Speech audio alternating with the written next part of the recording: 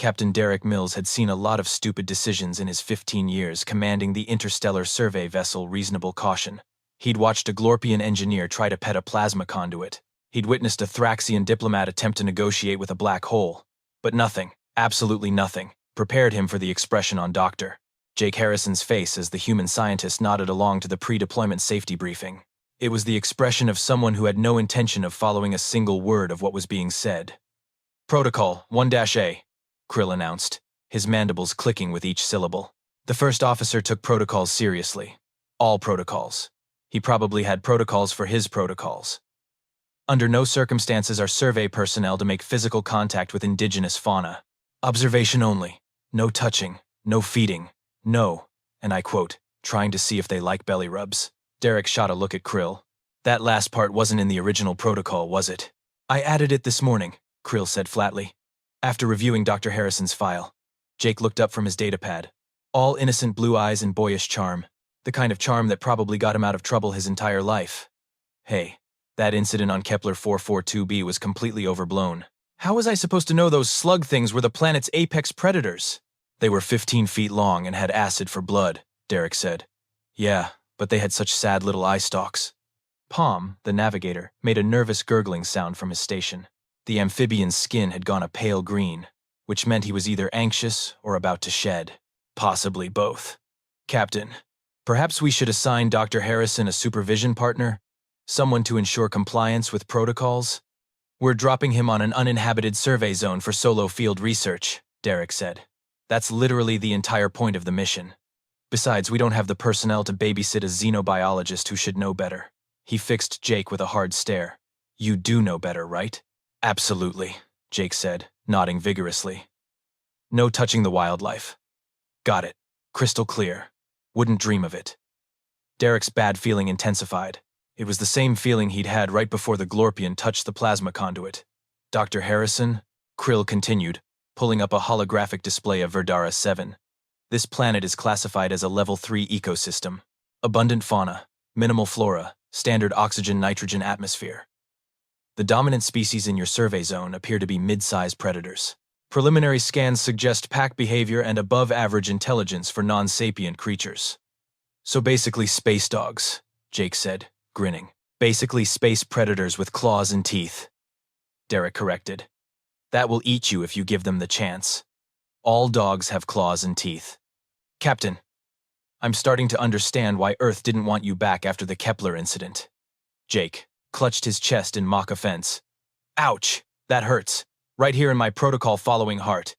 The shuttle bay doors hissed open, revealing the cramped interior of the survey lander. Derek watched as the cargo drones loaded 2 weeks' worth of supplies, scientific equipment, and approximately 700 pounds of gear that Jake absolutely didn't need, but insisted was essential. The human had a duffel bag slung over his shoulder and was already bouncing on his heels like an overexcited puppy himself. 2 weeks, Derek said. We drop you off, continue our survey sweep of the system, and pick you up at the exact same coordinates in 14 standard days.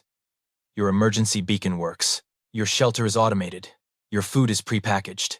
There is literally no reason for you to interact with anything that moves.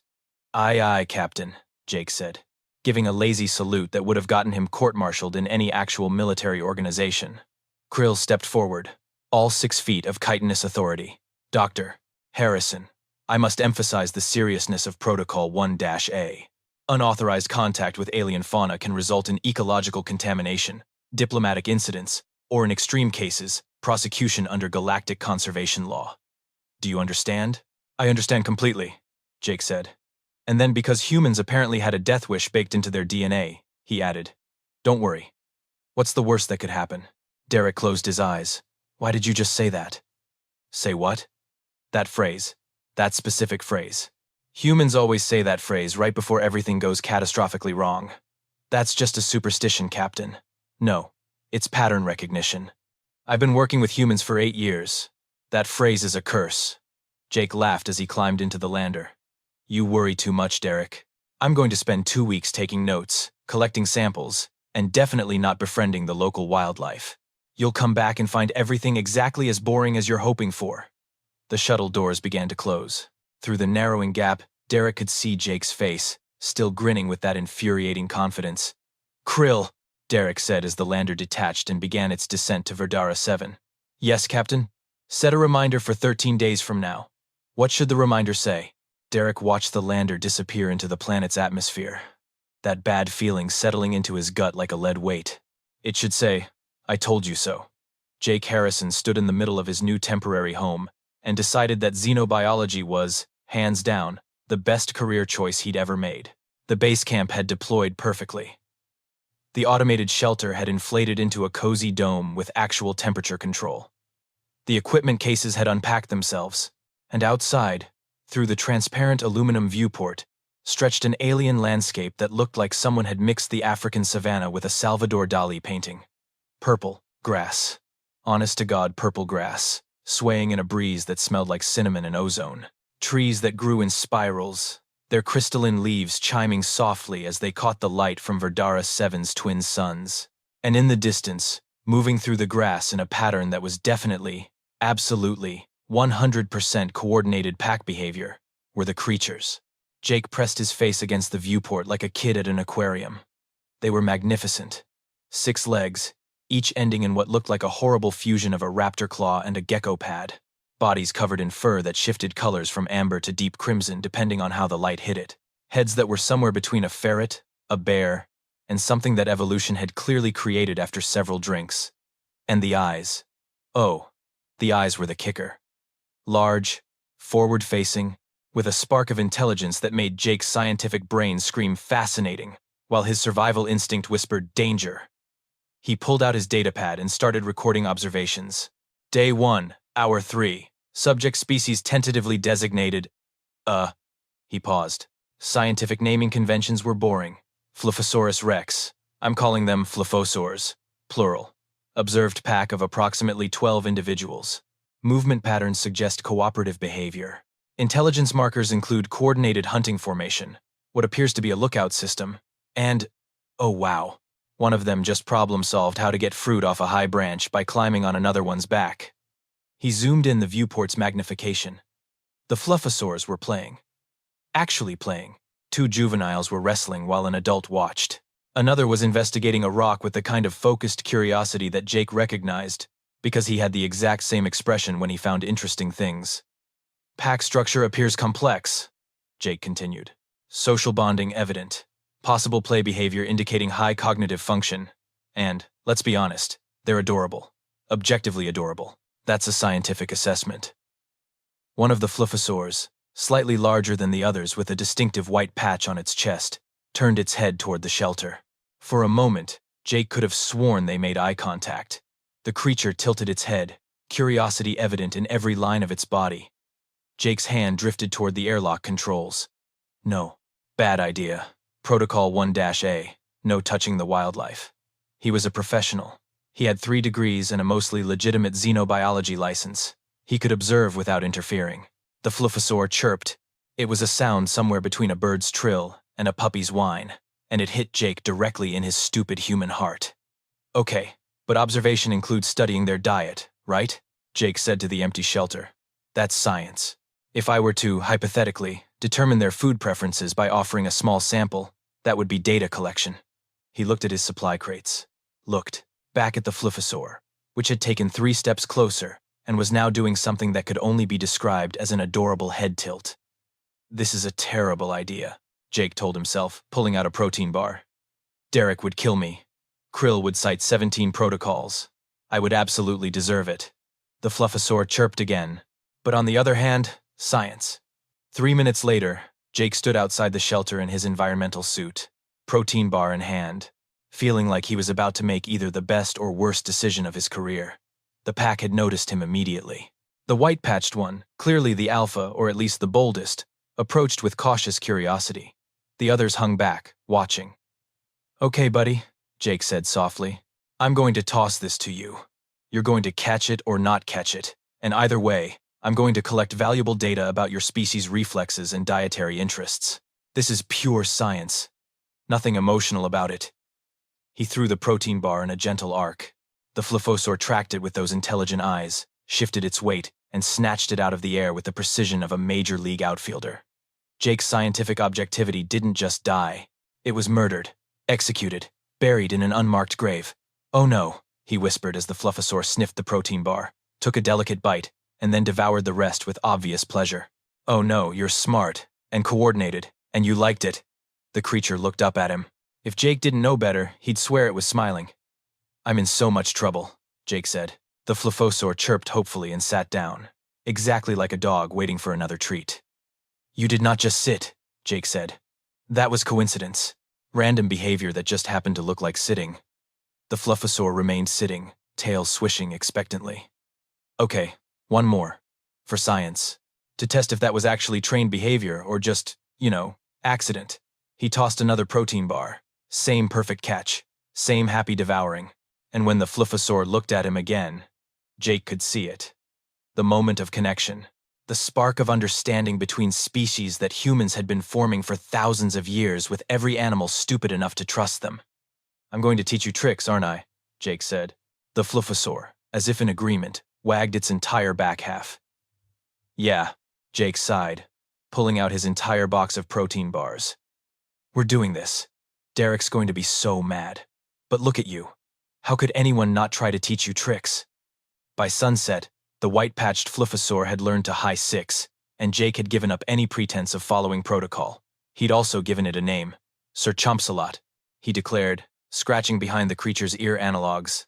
Welcome to the worst decision I've ever enabled, Sir Chompsalot purred, which sounded like a small engine trying to start, and Jake knew he was absolutely, completely, and irrevocably doomed. 14 days later, the reasonable caution descended through Verdara 7's atmosphere, with Captain Derek Mills at the helm and a sense of impending disaster in his chest. The same coordinates, the same purple grasslands, the same spiral trees chiming in the wind. But something was very, very wrong. Captain, Krill said, his antennae twitching with concern. I'm detecting unusual energy signatures from the base camp, multiple heat sources, movement patterns that don't match local wildlife behavior. Define don't match, Derek said, though he already knew he wasn't going to like the answer. They match organized behavior, sir. Formation patterns, structure. Oh, for the love of... Derek grabbed the comm. Harrison. Jake. Dr. Harrison. Do you copy? Static crackled for a moment. Then Jake's voice came through, way too cheerful for someone who'd been alone for 2 weeks. Hey, Derek. You're early. I mean, you're on time. But I wasn't expecting you for another hour, and we're not quite ready for the demonstration. Demonstration. Derek repeated the word like it was a foreign concept. What demonstration? You'll see. It's better if you see. Trust me, you're going to be so impressed. Jake, what did you do? Technically, I followed all the safety protocols. I didn't get hurt. The equipment is fine. The shelter is intact. So really, by those metrics, this was a complete success. Palm made a strangled gurgling sound from navigation. Captain, visual on the landing zone. Derek looked at the view screen and felt his soul leave his body. The base camp was surrounded by Fluffosaurs. Not just a pack, an army. At least 30 of them, arranged in what could only be described as formations, geometric patterns. And they were doing something that made Derek's brain refuse to process what his eyes were seeing. They were performing tricks. Synchronized tricks. Is that, Derek said slowly, a pyramid? That's a pyramid, Krill confirmed, his voice hollow with horror. 6 Fluffosaurs stood in a base formation. 4 more climbed on top, 2 more on the next level. And at the very top, one Fluffosaur with a distinctive white patch on its chest stood on its hind legs, front legs raised in what looked suspiciously like a victory pose. I'm going to kill him, Derek said. I'm going to space him. I'm going to invent new ways to space him. The reasonable caution touched down 50 meters from the camp. Derek stormed out of the airlock with Krill close behind, both of them still in their environmental suits. Palm stayed on the ship, citing emotional distress and the very real possibility that he might shed his skin from anxiety. Jake stood in front of the shelter, grinning like a maniac, surrounded by Fluffosaurs. The creatures looked healthy, happy, and horrifyingly well-trained. One was playing fetch with a piece of equipment that looked suspiciously like a sample container. Another had a spare wrench and was attempting to unscrew a crate lid. Derek, Krill, welcome back, Jake said, spreading his arms wide. Gentlemen, I'd like to introduce you to my research subjects. We've made remarkable progress. Progress, Krill said, his voice climbing several octaves. You call this progress? This is Protocol 1-. A violation. This is Protocol 3-C violation. This is Protocol 9-. Yeah, I know, Jake interrupted. But look at them. They're amazing. Watch this. He turned to the white-patched fluffosaur. Sir Chompsalot, shake. The creature lifted one of its front paws and placed it in Jake's hand. Derek felt something inside him break. You named it Sir Chompsalot. He responded well to the name. And before you start, I've documented everything. These aren't just tricks. They demonstrate advanced cognitive ability, problem-solving skills, and social learning. Do you know what this means? They're not just intelligent. They're potentially pre-sapient. Do you know what this means? Krill sputtered, pulling out his datapad and scrolling frantically. 7. This means you've violated Galactic Wildlife Interference Statutes 17 through 42. This means he stopped, his mandibles frozen mid-click. Oh no. Oh no. What? Derek asked, dreading the answer. That one just opened a supply crate. Without help. Using tool manipulation. They all turned to watch a fluffosaur successfully work the latch mechanism on a storage container, extract a ration pack, and bring it to Jake like a dog fetching a newspaper. Good girl, Professor Fluffkins, Jake said, taking the pack. That's my smartest student. You named another one, Professor Fluffkins, Derek said flatly. She earned it. She figured out the latches on day 8. By day 10, she was teaching the others. I've documented a clear transfer of learned behavior across pack members. This is groundbreaking research, Derek. A fluffosaur chirped from somewhere behind the shelter. 3 others immediately responded, moving into a flanking position around a bush where some small rodent equivalent was hiding. They moved with military precision, cutting off escape routes, coordinating their approach with what were clearly signals. Did you teach them hunting tactics? Derek's voice had gone very quiet. I showed them some videos of wolves hunting, Jake admitted. For comparison purposes, educational purposes. They picked it up really fast. Turns out they already had pack instincts. I just, refined them a little. You showed alien predators educational videos on advanced hunting techniques. When you say it like that, it sounds bad. It is bad, Jake. It's catastrophically bad. Derek was interrupted by a beeping from Krill's datapad. The first officer's carapace had gone a shade paler. Captain, we have a problem. A bigger problem. How could there possibly be a bigger problem? I just ran a bioscan on these creatures, cross-referenced with the Galactic Survey database. Krill looked up, his compound eyes reflecting genuine fear. Verdara 7 is flagged. The fluffosaurs were already under observation by the Xenobiological Development Committee. They're classified as a monitored pre-sapient species.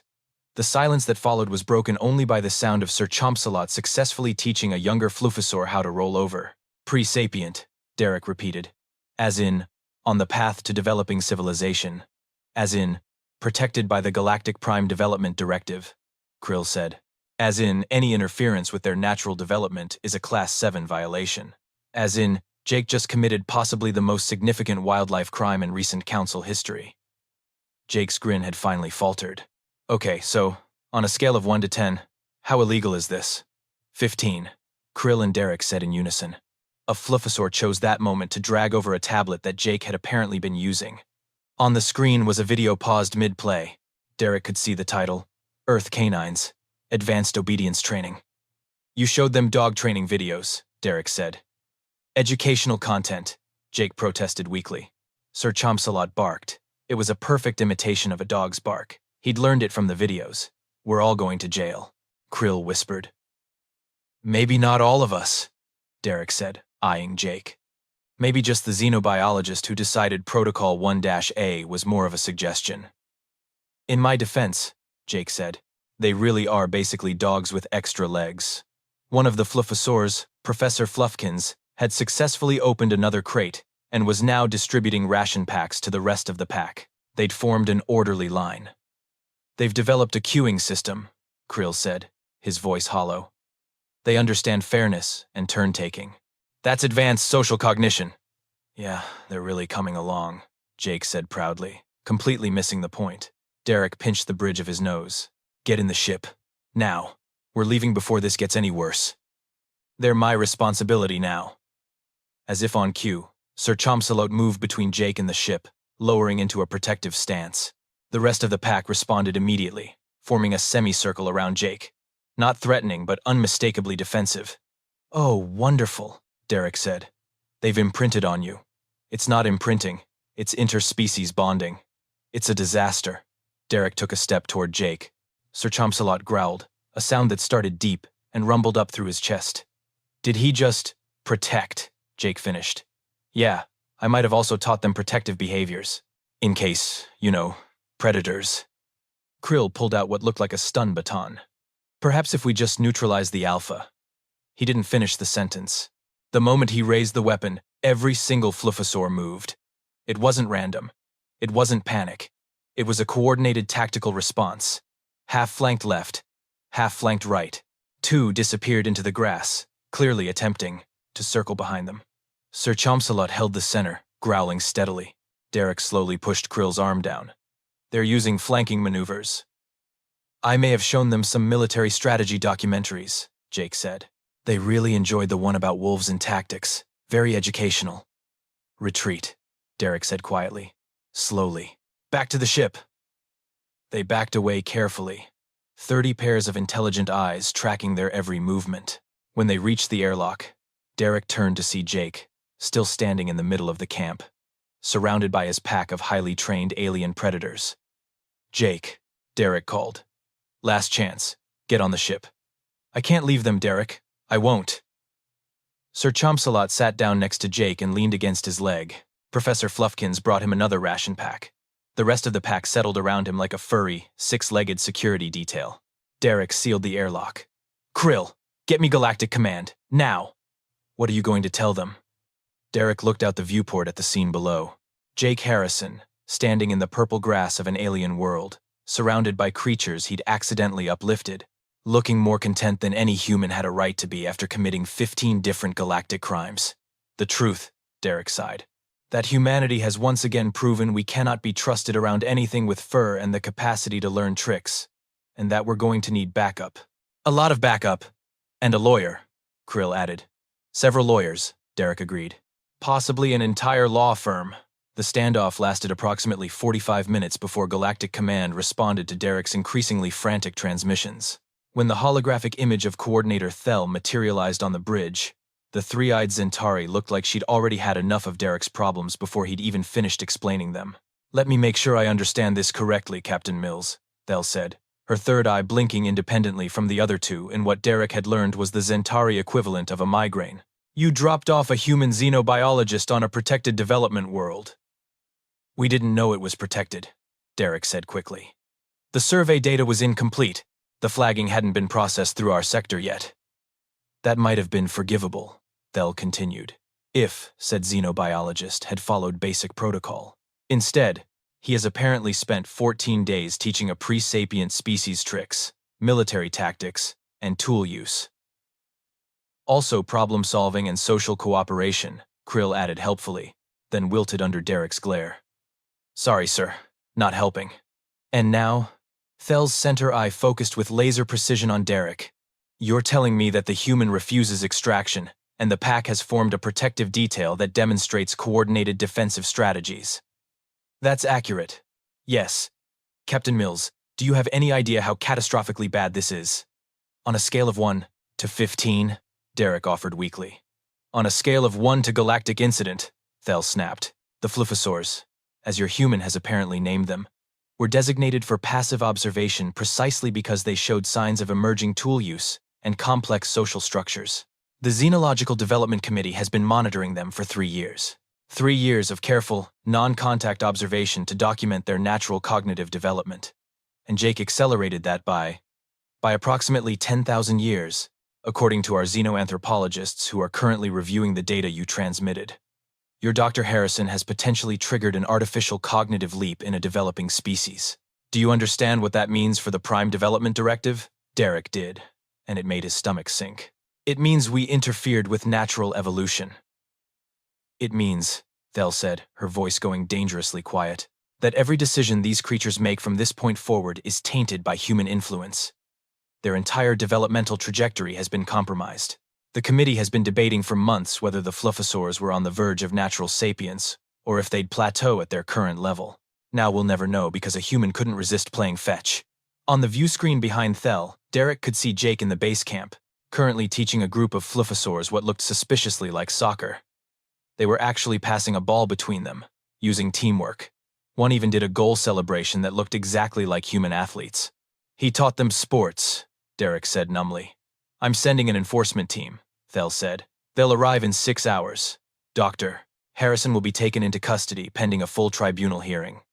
The fluffosaurs will be relocated to a secure observation facility where we can attempt to assess the damage. Relocated? Derek felt a spike of concern.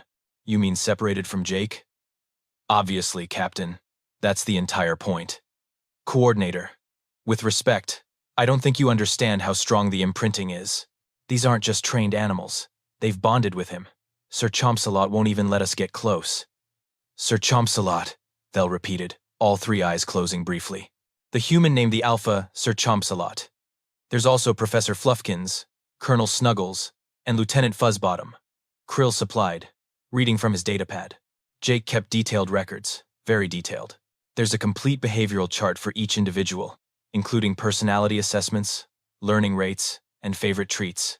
He made personality profiles, Thel said, for protected pre-sapient fauna. Actually very thorough profiles, Krill continued, apparently having abandoned all survival instinct. Lieutenant Fuzzbottom prefers protein bars with nuts. Colonel Snuggles is the best at puzzle boxes but gets frustrated easily. And Sir Chompsalot, quote, shows natural leadership, qualities and responds well to positive reinforcement, but has a stubborn streak when he thinks he's right about something, end quote. Derek watched Thel's face cycle through several shades of purple. Krill, please stop reading. He's also noted that Professor Fluffkins might be pregnant, which could present the first opportunity to study learned versus inherited behaviors in Krill. Sorry, sir. Thel took a long breath. 6 hours, Captain Mills. Keep Dr. Harrison contained. Do not let him teach the creatures anything else. And for the sake of the Council, do not let him name any more of them. The hologram flickered out. Well, Palm said from his station, his skin having gone a sickly yellow-green. That could have gone worse. How? Derek demanded. She could have ordered us to stun them all immediately. She's going to relocate them, Palm.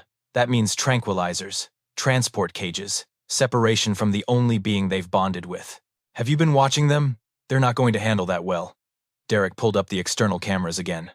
Jake was now sitting in a circle with about 20 fluffosaurs, apparently having story time. He was gesturing animatedly, and the creatures were watching with rapt attention. A few younger ones had curled up in his lap. This is exactly what Earth animals do when they bond with humans, Derek muttered. This is domestication in real time. Technically, Krill said. Domestication is a multi-generational process that, not now, Krill. A chime from the communications panel interrupted them. Derek assumed it was Thel calling back, to add more charges, but instead, it was Jake, using the base camp transmitter. Hey, Derek. Quick question. Are we in trouble? Are we? Derek felt an aneurysm forming. Yes, Jake. We're in trouble. We're in so much trouble that Galactic Command is sending an enforcement team to arrest you. There was a pause. Arrest is such a strong word. It's the correct word. You violated the Prime Development Directive. You interfered with a pre-sapient species. You're going to trial, Jake. Okay, but hear me out. Jake's voice had that tone that Derek had learned meant he was about to say something either brilliant or catastrophically stupid. What if I didn't interfere with their development? What if I just revealed development that was already there? That's not how it works. But it could be. Think about it. These guys learn tricks in days. Days, Derek. They problem solve. They cooperate. They show emotional intelligence. You don't learn that from scratch in 2 weeks. They had to have the capacity already. I just gave them opportunities to demonstrate it. That's a legal argument for your tribunal, Derek said. Thank you for watching. It's not going to help you now. Can't you just tell the enforcement team that everything's fine? That I'm ready to leave peacefully? Are you ready to leave peacefully? Another pause. Define peacefully. Jake. The thing is, Sir Chompsalot has made it very clear that he's not okay with me leaving. And I'm not okay with leaving him. Or Professor Fluffkins. Or any of them, really. We're a pack now. You're not a pack. You're a human, and they're protected fauna. Tell that to Sir Chompsalot. He's standing right here giving me the most judgmental look I've ever seen from a non-human. Yes, buddy. I'm talking about you. No, I'm not leaving. See, Derek? He understands context. Derek heard a chirp through the comm that sounded suspiciously like agreement. You've taught them to understand conversation, Derek said weakly. Contextual conversation, Jake corrected. They're really good at picking up emotional tone and body language. Oh, and Colonel Snuggles figured out how to use the door mechanism. I've had to lock everything twice because he keeps letting everyone into the supply room. A loud crash came through the comm, followed by triumphant chirping. Make that 3 times, Jake said. Okay, look, I know this looks bad, but I promise you, I can fix this. I just need a little time and possibly a really good lawyer. Oh, and maybe some more protein bars, because we're running low and Sir Chomsalot gets cranky when… Jake, Derek interrupted. In 6 hours, an enforcement team is going to arrive. They're going to tranquilize the fluffosaurs and transport them to a secure facility. They're going to put you in custody. And there's nothing I can do to stop it unless you have a brilliant plan to prove that you didn't just commit the biggest wildlife crime in Council history. Silence. Then, 6 hours? 6 hours. Okay. Yeah, that's not ideal. You think? Give me the 6 hours, Derek. Don't try to extract me. Don't send anyone down. Just let me have 6 hours with them, please. Derek looked at Krill, who gave a minute shake of his head. Looked at Palm, who had his face buried in his hands. Looked at the view screen where Sir Chomsalot had positioned himself directly in front of Jake, looking up at the human with absolute trust. Fine, Derek said. 6 hours. But Jake, whatever you're planning, I'm not planning anything, Jake said. I'm just going to spend some time with my pack, that's all. Just some quality time before, everything goes to hell. It's already in hell, Jake. Yeah, but it can always get worse. That's like the motto of my career. The comm clicked off. Derek slumped in his chair. He's going to do something stupid. More stupid than what he's already done? Krill asked. Impressively. Yes. I can feel it. On the view screen, Jake had gathered all the fluffosaurs together. They sat in a loose group around him, attentive and calm. He was talking to them, his hands moving in gestures they clearly recognized. Teaching them something. Always teaching. What's he doing? Palm whispered. Palm. I don't know, Derek said. But I guarantee we're going to regret finding out. Hour 2 of the 6-hour countdown. Derek's console lit up with an incoming transmission that made his blood run cold. It wasn't Thel. It was worse. High Arbiter Keln of the Galactic Xenological Development Committee appeared on screen, his elongated cranium pulsing with bioluminescent patterns that Derek's translator helpfully informed him meant extremely displeased. Captain Mills, I've reviewed the preliminary reports from Coordinator Thel. I'm upgrading this incident to a Code Omega situation. Code Omega? Derek's mouth went dry. That's reserved for extinction-level interference events. Precisely. Dr. Harrison hasn't just taught a pre-sapient species tricks, Captain. According to the data analysis, he's accelerated their cognitive development to a degree we've never seen documented. The fluffosaurs are demonstrating abstract reasoning, complex social hierarchies, and tool manipulation that should have taken millennia to evolve naturally. If this development is permanent, we're witnessing forced sapience emergence. Forced sapience, Derek repeated. You mean he accidentally uplifted them? Accidentally or not, the result is the same. The Council is convening an emergency session. The enforcement team I'm sending isn't just going to detain Dr. Harrison. They're authorized to implement Containment Protocol 7. Krill's mandibles clacked in distress. Protocol 7 is species-level quarantine. That means complete isolation, Kelm confirmed. The fluffosaurs will be removed to a sterile research facility. All of them. They'll be separated, studied, and assessed for the extent of contamination. If the cognitive changes are deemed irreversible and destabilizing to their natural development, the committee will vote on whether to sterilize the entire species and allow them to die out naturally, rather than continue as artificially altered beings. You're talking about extinction, Derek said, horror creeping into his voice. Because a human taught them to play fetch. I'm talking about preserving the integrity of natural evolution, Captain. The Prime Development Directive exists for a reason. We cannot allow one species to artificially reshape another's entire developmental trajectory. It sets a catastrophic precedent. On the view screen behind Kelm, Derek could see Jake in the base camp. Sir Chomsalot was sitting next to him, head resting on Jake's knee. Professor Fluffkins was organizing the younger fluffosaurs into some kind of formation. They looked like a family. They're not just animals anymore, Derek said quietly. If they were, this wouldn't be a problem. You're considering extinction precisely because they've become something more. Which is exactly why we can't allow this to stand, Keln said. Every civilization in the Galactic Council developed naturally, without outside interference. It's the foundation of our entire diplomatic structure. If we permit artificial uplift, even accidental uplift, where does it end? What's to stop other species from reshaping primitive worlds to suit their preferences? Jake didn't reshape them. He just gave them knowledge they weren't ready for, tools they shouldn't have, concepts that should have taken thousands of years to develop. Captain, I understand this is difficult, but the law is clear. The hologram flickered, and Derek saw another figure appear in the background of Keln's transmission, a massive enforcement vessel descending through space toward Verdara 7. It was early. You said 6 hours, Derek protested. I said we'd arrive in 6 hours. I never said we'd wait to begin operations. Keln's patterns shifted to something Derek's translator rendered as, final decision made. We're entering orbit now. Prepare for immediate extraction of all human personnel and containment of the compromised species. This conversation is over, Captain. The transmission cut. We have to warn Jake, Palm said, his skin flashing through panicked color changes. Derek was already on the comm. Jake, pick up. Now, static, then Jake's voice, sounding distracted. Kind of busy, Derek. Sir Chompsalot just figured out how to open the medical supply kit, and I'm trying to teach him that bandages aren't toys before someone gets wrapped up like a mummy. The enforcement team is here. Now. They're not waiting. They're implementing Protocol 7. The background noise on Jake's end went silent. What's Protocol 7? Complete species quarantine. They're going to separate all the Flufosaurs, study them in isolation, and if the Council decides your interference was too severe, they're going to let the species die out rather than let your changes propagate.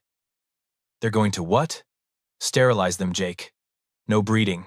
No future. Just let this generation die and pretend the Fluffosaurs never had the potential for sapience. That's genocide. That's the Prime Development Directive taken to its logical extreme. Derek heard a crash through the comm, then Jake swearing in a way that suggested he'd thrown something. They can't do that. These guys are amazing. They're smart. They're social. They're capable of so much more than you gave them credit for before you started training them. Derek finished. That's the problem, Jake. We'll never know if they would have reached this point naturally or if you forced them into it. The Council can't take that risk. So their solution is extinction? How is that better than letting them live? Because extinction is natural. Artificial uplift isn't. Through the cockpit viewport, Derek could see the enforcement vessel settling into high orbit. Smaller craft were already detaching, heading for the surface. Combat shuttles. The Council wasn't taking chances. Derek. Jake's voice had changed, gone hard in a way Derek had never heard before. I need you to stall them. Stall an enforcement team? Jake, they have authority to use force if necessary. I know, but I'm not letting them take my pack. And I'm definitely not letting them condemn an entire species, because I couldn't follow a stupid protocol. What are you planning? Something probably illegal. Definitely stupid. Very likely to get me banned from every civilized world in the galaxy. Jake, Sir Chompsalot is looking at me right now, Derek. He knows something's wrong. They all do. Professor Fluffkins just herded all the juveniles behind me. They're scared, but they trust me to protect them. How do I look them in the eyes and let them get loaded into cages? Derek closed his eyes. He knew that feeling. The impossible choice between following the law and doing what felt right. He'd been in Galactic Fleet for 15 years, specifically to avoid making those choices. What do you need? He heard himself say. Time.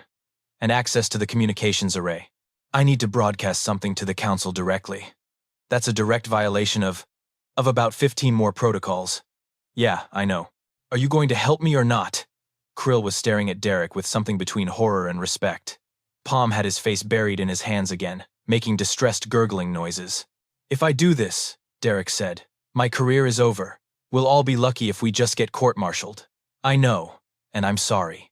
But Derek, they're going to kill them. Not today, maybe not tomorrow, but eventually. Because some bureaucrat decided that natural evolution is more important than actual living beings. On the view screen, the enforcement shuttles were entering atmosphere. Derek had maybe 10 minutes before they reached the surface. Krill, he said quietly. Can we patch Jake into the Council's emergency frequency? Krill's antenna drooped. Yes, Captain, but it would be treason. Noted. Do it anyway. Captain. That's an order. Krill's hands moved across his console. Patching Dr. Harrison through to the Council emergency channel. Every arbiter in session will receive this transmission. There's no way to make this subtle, sir. Good, Derek said. Let's make sure they all hear this. The comm crackled. Jake, you're live. The entire Galactic Council is about to hear whatever you're planning to say. Make it count. There was a pause. Then Jake's voice came through, clear and determined. Hi, Arbiter Keln, members of the Council. This is Dr. Jake Harrison. I'm the human who apparently committed the biggest wildlife crime in recent history. And before your enforcement team arrives, there's something you need to see. Dr. Harrison, Keln's voice cut in, sharp and angry. You are in violation of approximately 47 different— Yeah, I know. But here's the thing. You're about to condemn an entire species based on the assumption that I artificially created their intelligence. I didn't.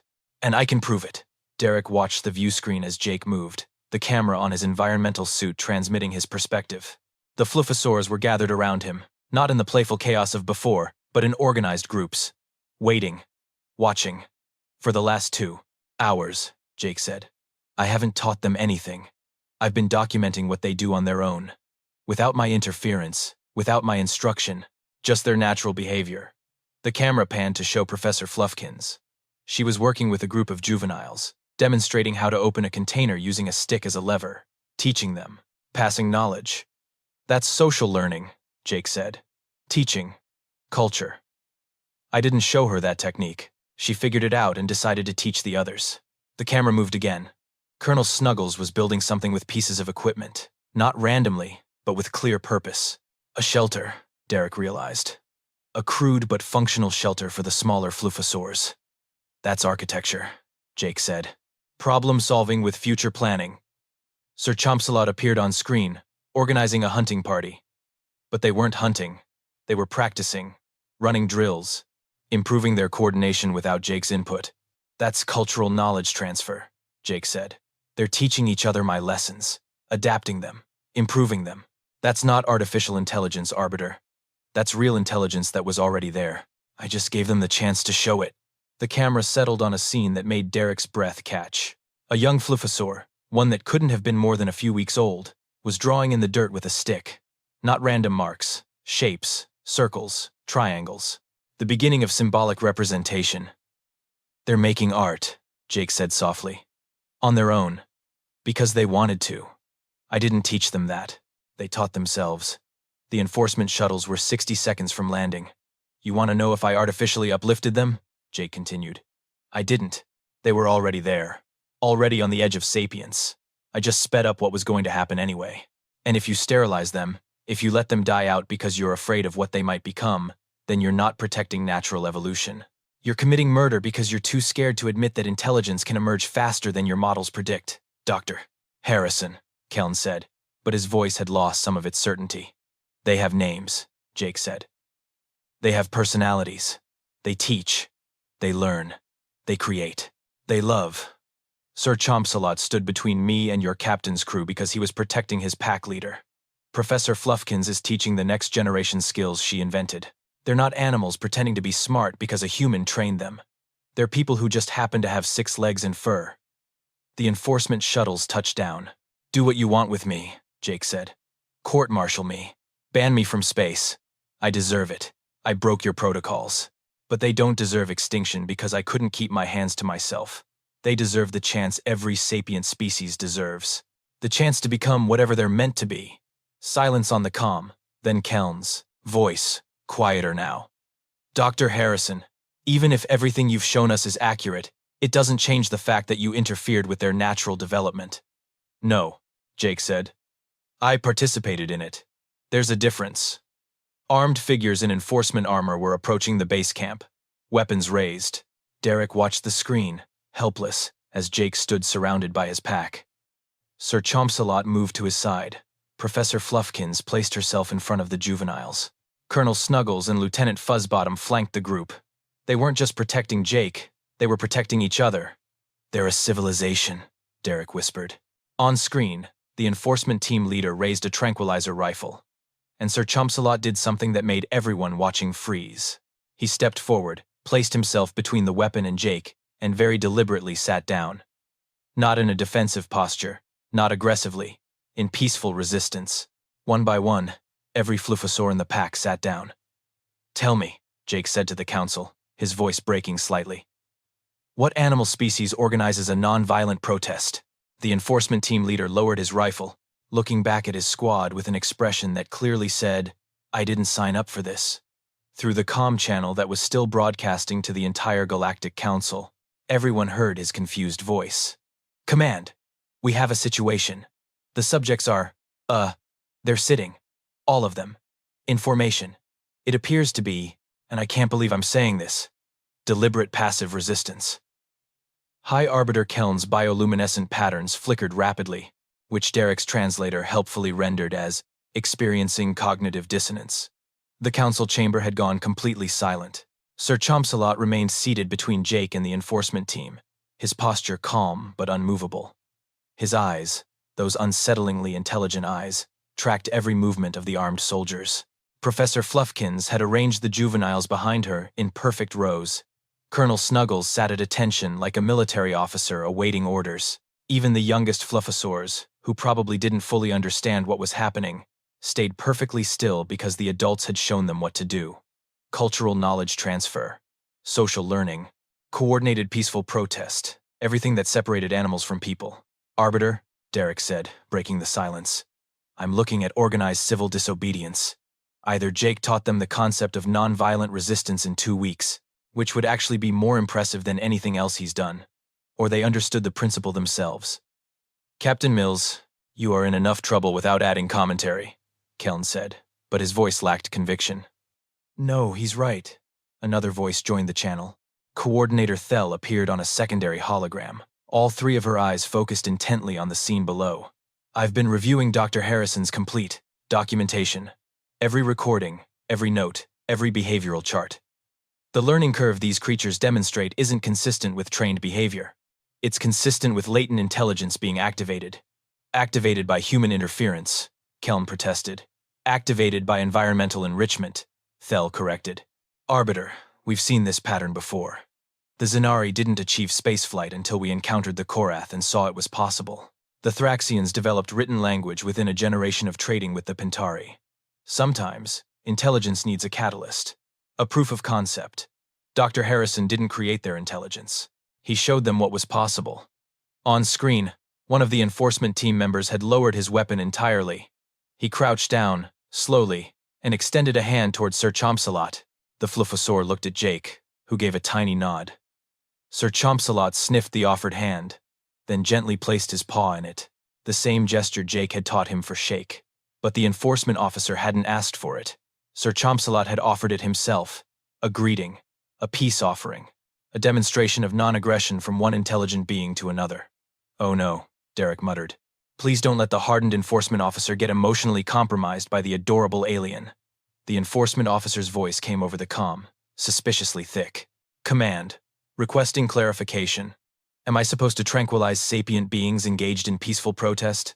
"They're not sapient," Keln said, but even he didn't sound convinced anymore. "They're pre-sapient fauna that have been compromised by, with respect, Arbiter," the enforcement officer interrupted, which was probably a career-ending move, but he apparently didn't care. "I've done wildlife containment for 8 years. I've tranquilized everything from rage bears to crystal serpents. Those are animals. These," he gestured at the fluffosaurs, "these are looking at me like they're judging my life choices. That's not an animal look. That's a people look." Sir Chomsalot chose that moment to chirp softly and tilt his head in what was absolutely, definitely, unmistakably a questioning gesture. The universal signal for, "Are you okay?" The enforcement officer sat down on the ground. "I can't do this. Court-martial me if you want, but I'm not caging people." "They're not people," Keln insisted, his patterns flashing with increasing agitation. "Then what are they?" Jake asked quietly. "You've seen them teach, create, organize, communicate. They understand abstract concepts. They show empathy. They make choices. What definition of sapience are you using that doesn't include them? The definition that requires natural development without outside interference. So you're not denying they're sapient. You're just saying they became sapient the wrong way." "Yes. No. Dr. Harrison, you're twisting my words." I'm following your logic. If they're smart enough to be protected by the Prime Development Directive, they're smart enough to be protected by sapient rights. You can't have it both ways. Derek watched Keln's patterns cycle through what his translator rendered as encountering logical paradox. Please reboot.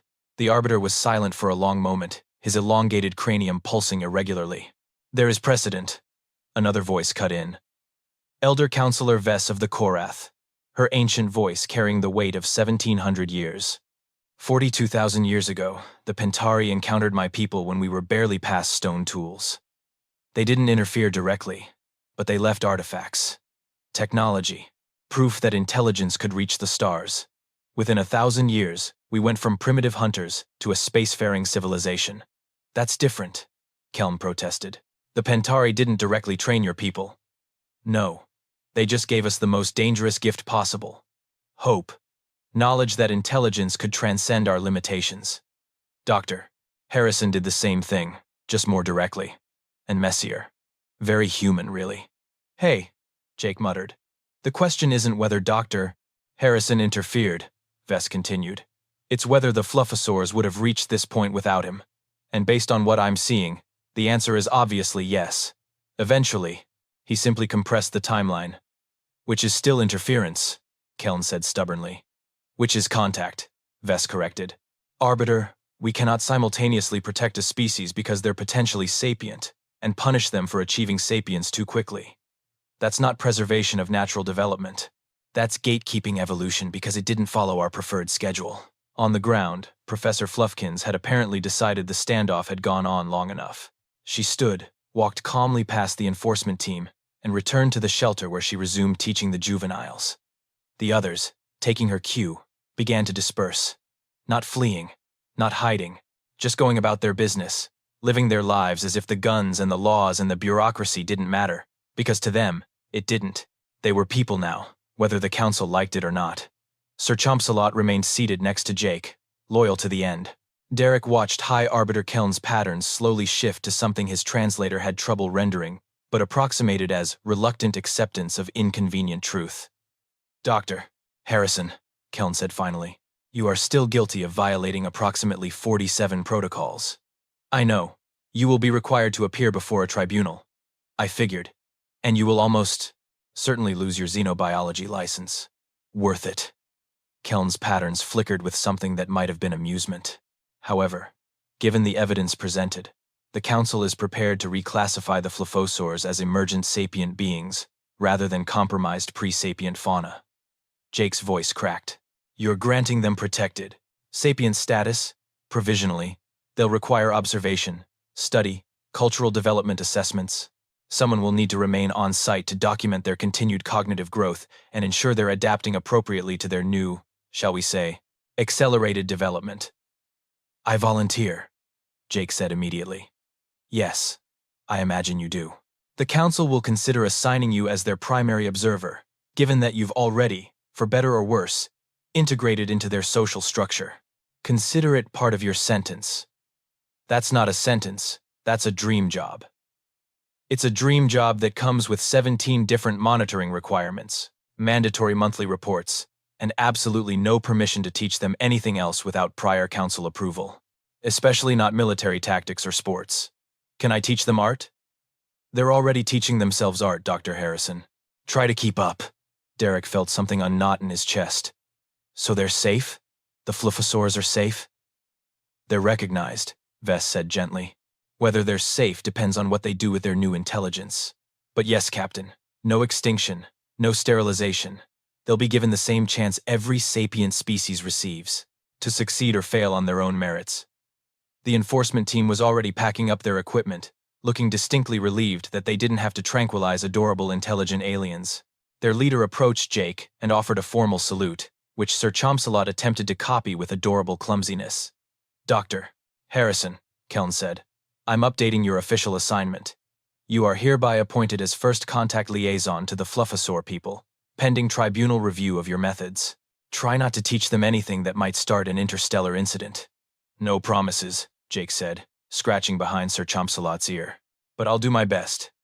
The council transmission ended, leaving just the crew of the Reasonable Caution watching the scene below. Captain, Krill said carefully. We did just commit approximately 8 different violations of Galactic Fleet Protocol. Noted, Derek said. Worth it? Surprisingly, yes. Although I'll be citing this incident in my stress-related medical claims. Fair. Palm had finally emerged from his hands, his skin returning to a healthier color. So what happens now? Derek watched Jake on the screen, surrounded by fluffosaurs who were very definitely people now. Teaching Sir Chompsalot how to high six again just because it made them both happy. Now? Derek said. Now we update the ship's regulations. New rule. Effective immediately. No humans are permitted near potentially intelligent wildlife. Ever. For any reason. Under any circumstances. Will that actually stop them? Krill asked. Absolutely not. But at least when they inevitably domesticate the next species they encounter, we can say we tried to prevent it. On screen, Professor Fluffkins had organized the juveniles into a pyramid formation again. They were showing off for the enforcement team, who were recording it with expressions of delighted disbelief. You know what the worst part is, Derek said. In 10,000 years, when the Fluffosaurs have their own space program and are sitting on the Galactic Council, some historian is going to write that their entire civilization started because a human couldn't resist teaching alien creatures to play fetch. Is that really the worst part? Palm asked. No, Derek admitted, watching Sir Chompsalot successfully complete a perfect high six. The worst part is that it's absolutely going to happen again. Humans are going to keep doing this. Every time. With every species. Forever. Perhaps we should ban humans from first contact situations entirely? Krill suggested. We tried that. They just ignored the ban and made friends with the animals anyway. It's like a compulsion with them. Jake's voice came over the comm one last time. Hey Derek. Quick question. Professor Fluffkins is showing signs of advanced tool use beyond what I taught her. Permission to document potential technological development? Derek pinched the bridge of his nose. Jake, we just got you out of one disaster. I know, but this is different. This is naturally occurring technological curiosity. I'm just observing. Mostly observing. Okay, like 70% observing. What's the other 30%? Enthusiastic encouragement? Jake. Too late. She just invented a pulley system. Derek. She invented a pulley. On her own. This is amazing. I need more equipment. And maybe some engineering texts. Just for reference. I won't let her see them. Mostly won't let her see them. Derek looked at Krill, who had all 4 of his hands pressed against his face. Looked at Palm, who had started stress shedding. Looked back at the screen where an entire civilization was being born because one human couldn't follow one simple protocol. Acknowledged, Jake. Just try not to advance them past the space age before we get back to pick you up. When are you picking me up? Never. You live there now. It's your home. You're married to the Fluffosaurs.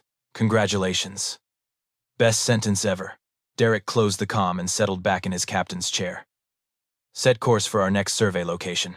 And somebody update the database. Verdara 7 is now home to the Fluffosaur people, who are absolutely not to be disturbed by any humans ever again, except for Dr. Jake Harrison, who has somehow become their accidental founding deity. Updating records now, Krill said, and filing a formal complaint about human-related stress. File 2, one for you, and one for me. As the reasonable caution lifted away from Verdara 7, Derek took one last look at the view screen. Jake was surrounded by his pack, his people, teaching them something new, always teaching. And they were teaching him back, showing him their own discoveries, their own innovations. First contact, Derek thought. This was how it always happened. Not through careful protocols and diplomatic procedures, but through one idiot with good intentions and an inability to resist making friends with things that had fur. You know what? Derek said to his crew. Humanity is banned from discovering any new species for the next 1,000 years. That won't stop them, Krill observed. I know, Derek sighed. But at least I'll have it in writing that I tried. Below, on Verdara 7, Sir Chompsalot successfully taught a juvenile how to high six, and somewhere in the Galactic Council archives, a footnote was added to the history of first contacts. Humans, it read. Extremely friendly. Cannot be trusted around wildlife. Please supervise at all times. Yes, all times. No, seriously. Don't leave them alone with anything that might be intelligent. We're not joking. Remember the Fluffosaur incident. Always remember the Fluffosaur incident.